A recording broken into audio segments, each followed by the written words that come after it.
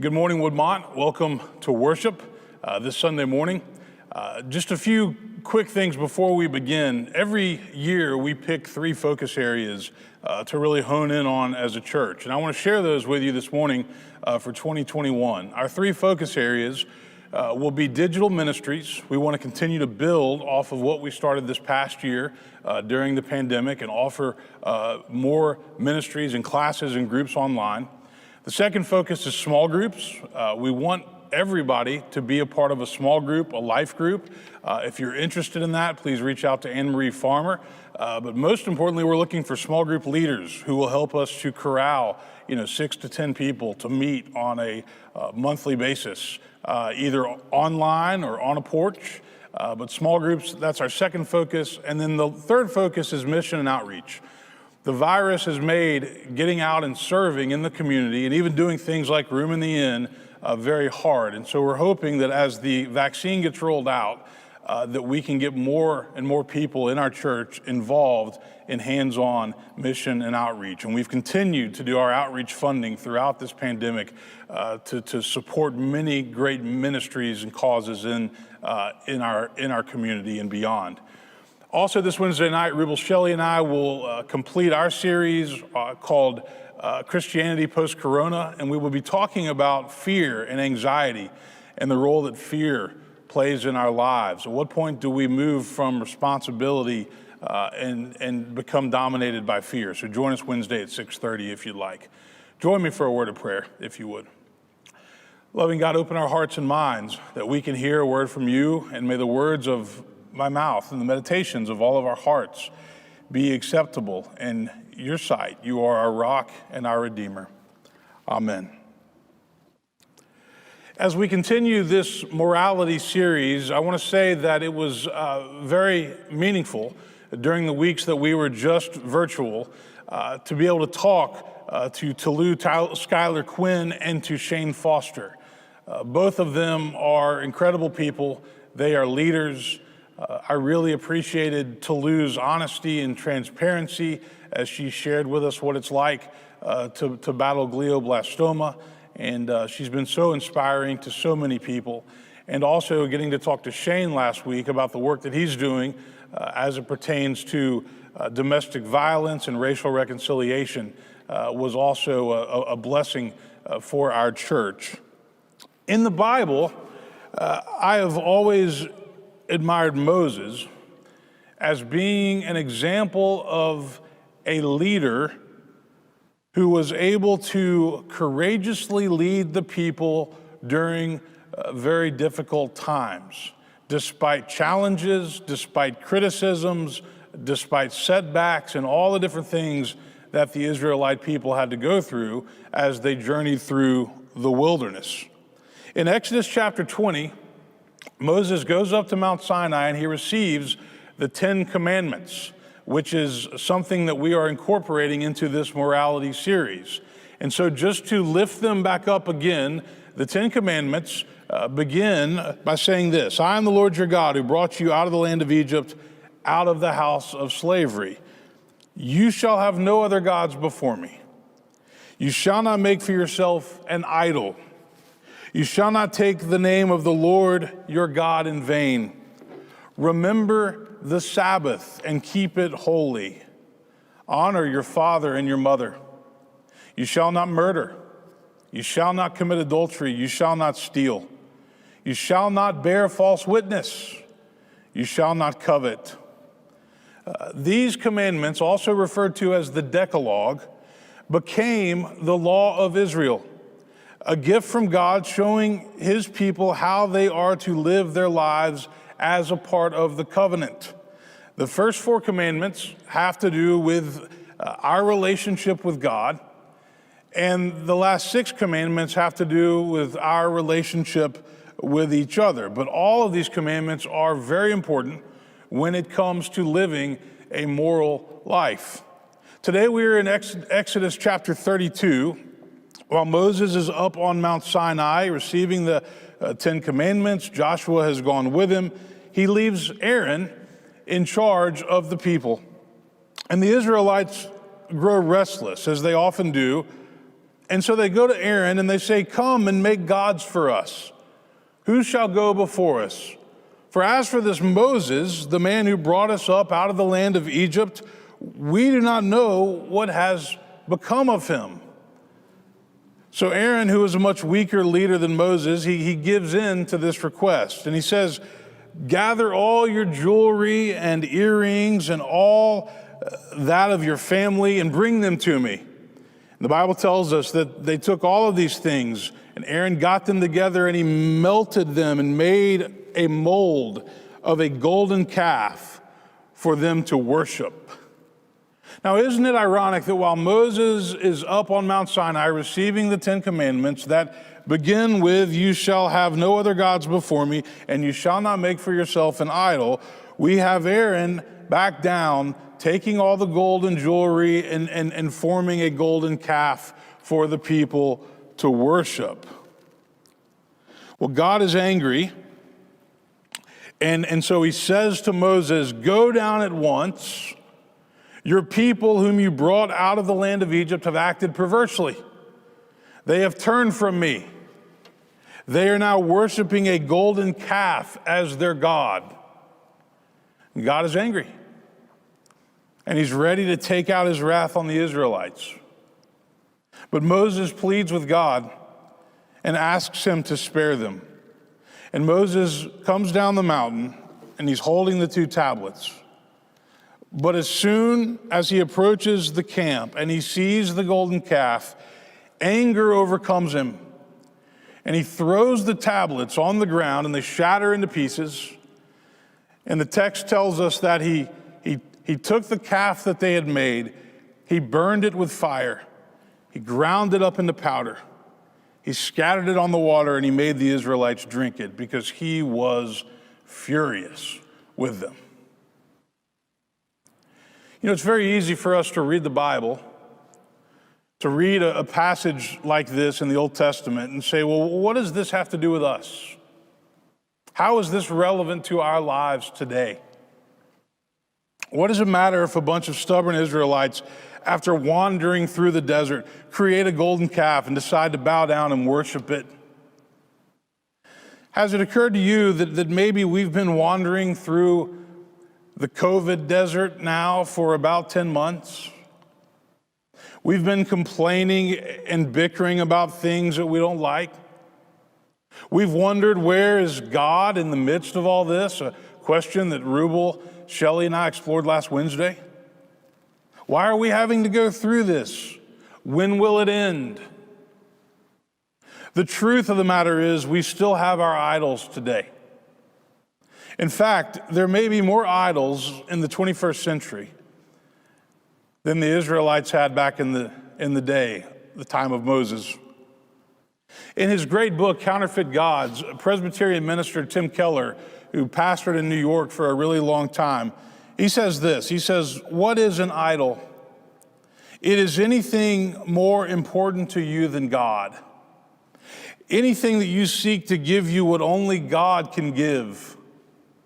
A counterfeit God is anything so central and essential to your life that should you lose it, your life would feel hardly worth living." What are the idols of the 21st century that we often find ourselves worshiping and turning to for security? What are the things that we are guilty of putting in the place of God?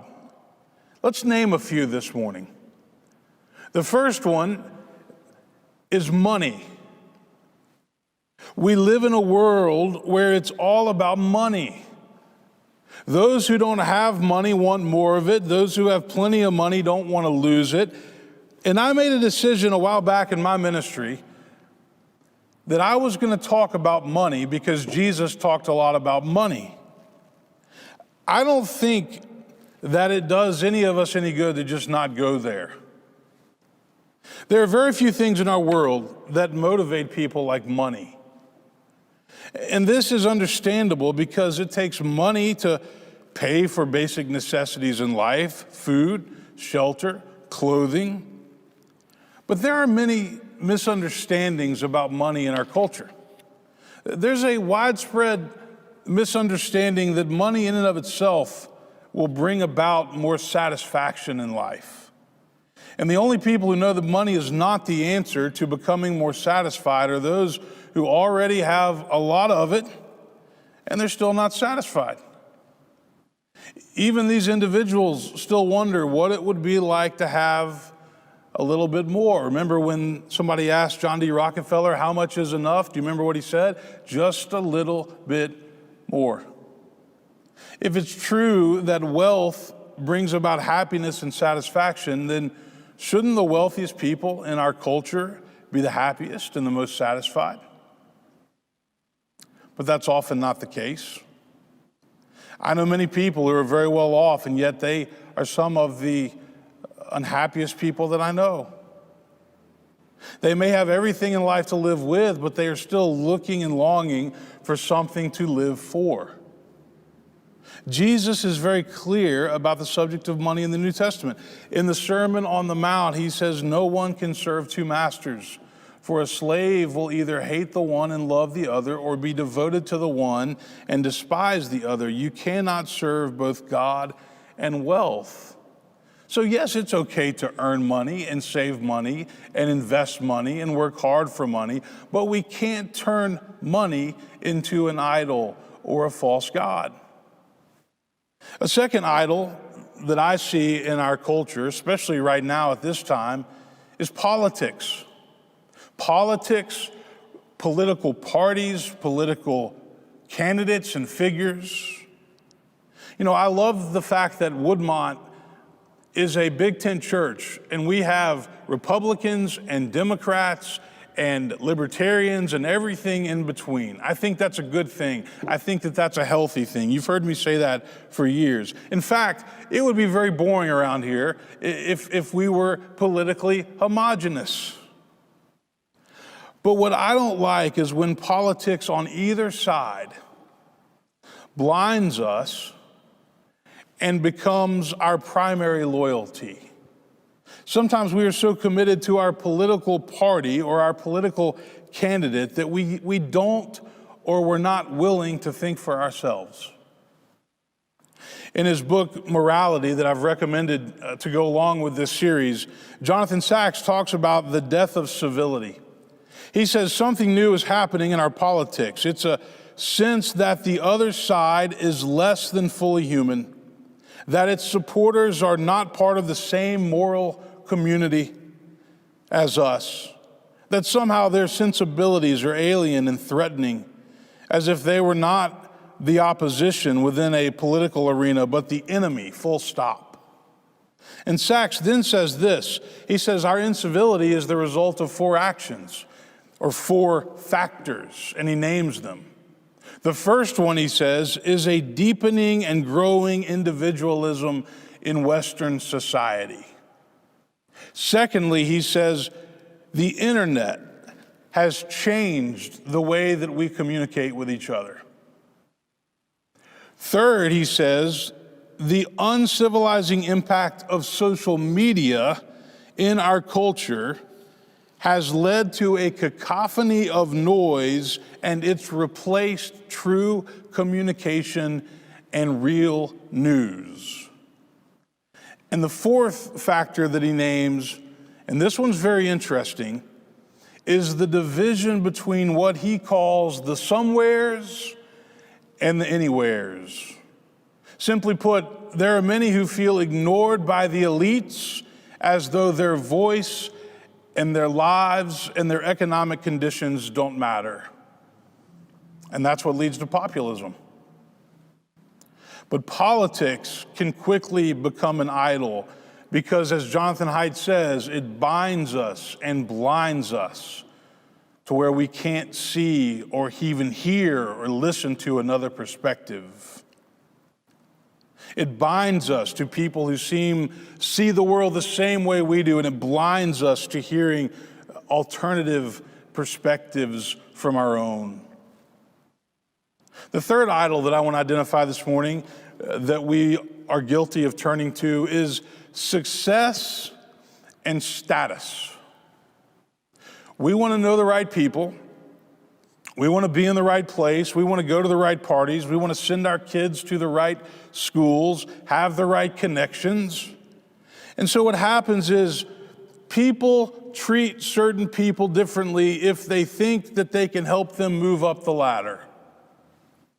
Have you ever been around somebody who wanted to use you to get something? And then when they realized that you couldn't get that something for them, they really had no use for you anymore? That seems to happen a lot. Social status can quickly become an idol. But Jesus was certainly not concerned with social status. Look at the folks that he hung around. Look at the folks that he reached out to, the marginalized, the people that were shunned and shamed by other people. I would also say that workaholism is tied to success and status, and it's become a big problem in American culture. Some people miss their kids growing up and their games and their plays because they are working all the time. And then they wonder, where did the time go? How can I get it back? Balance is important in life. Success is not everything. The fourth idol that I want to lift up this morning is the idol of self. There are many people who worship themselves. This is called narcissism. Many think that life always revolves around them, and the concept of putting others first does not even begin to cross their mind. Jesus said, "Do unto others as you would have them do unto you." Any who want to become my followers must deny themselves and take up their cross and follow me. Social media honestly hasn't helped this problem. It's given us a platform to constantly broadcast what we are doing at any given moment. Look at me. Look at what I have. Frankly, I see a lot of it as a cry for attention. And so much of it is unhealthy. Lastly, the fifth idol that I want to lift up this morning is our stuff. And this is a broad category. What do I mean by stuff? I mean houses, cars, TVs, furniture, designer clothing, shoes, purses, handbags, jewelry, watches, all the things that we think we have to be happy and satisfied. But the joke is always on us, because we get this stuff, but then we're never happy and satisfied. Or we get the stuff and we're satisfied for a little while, but then we need something new, something better. Rabbi Sachs has a chapter in the morality book that's titled Consuming Happiness. And he says this, he says, a consumer society, in short, encourages us to spend money we don't have on products we don't need for happiness that won't last. So many of the things that we buy that we think will make us happy don't. And then we need something else. Sachs quotes another author who says, "It is a remarkable paradox that at the pinnacle of human material and technical achievement, we find ourselves anxiety-ridden, prone to depression, worried about how others see us, unsure of our friendships, driven to consume with little or no community life." That's from a book called The Spirit Level. We can't consume our way to happiness. And we know this because we've all tried.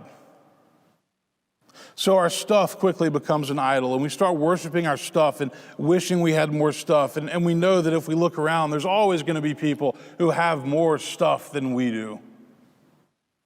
So these are the 5 idols that I see being the most common in our culture: money, politics, success, self, and stuff. And if we're not careful, these are the things that become our golden calves. These are the things that we put in the place of God. So what's the answer? The answer is that we keep our focus on Christ and what he taught. Love God with all your heart, soul, mind, and strength, and love your neighbor as yourself. Jesus tells us and shows us how to live. It's not always easy. It's not always convenient. but it's what our world needs. Take care of the poor, he says. Help those who have little or nothing. Spend time with those who don't look like you. Forgive those who have hurt you, even if it's a deep hurt. Show mercy and compassion to those who need it. Be kind, be humble, be loving. Do unto others as you would have them do unto you. These are some of the teachings of Jesus that should inform how we live, how we interact with each other, how we treat others. These are the teachings that matter. The Ten Commandments simply serve as the foundation of the covenant, as guidelines for a healthy and moral life. God's covenant with the Israelites, and now our covenant with God as well. But here's what happens when we lose focus on Christ and these teachings. When we stop worshiping God, we fill the void with all the things that I have mentioned this morning, and they quickly become our idols. Years ago, when I was doing my doctorate at Sewanee, I got to spend some time with Stanley Hauerwas, a theologian from Duke, and I was having a conversation with him, and I asked him a simple question. I said, Dr. Hauerwas, what do you see as being the greatest challenge for the 21st century church and Christians, right? Because Christians make up the church. What's the greatest challenge that lies ahead? And without thinking twice, he looked at me and he said one word: idolatry. Idolatry. Let's not replace God and the teachings of Jesus with the things of this world that only leave us empty and restless. Amen.